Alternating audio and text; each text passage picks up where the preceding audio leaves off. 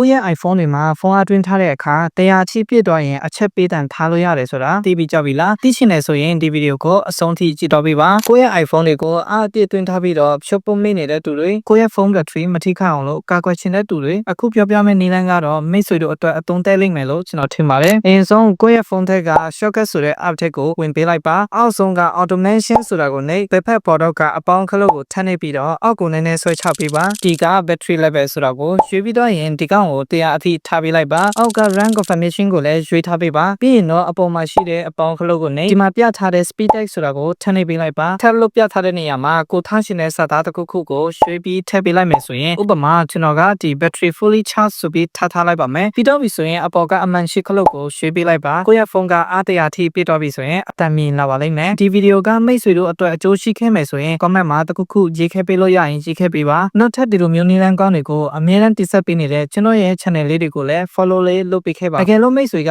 YouTube မှာကြည့်နေတယ်ဆိုရင် subscribe လေးတွေနှိပ်ပေးပြီးတော့အားပေးခဲ့လို့လည်းရပါတယ်နောက်ဗီဒီယိုကျွန်မပြန်ဆောင်ချက်ပါမယ်အားလုံးပဲတာယာတော်နေလေးတွေပိုင်ဆိုင်နိုင်ကြပါစေဗျာ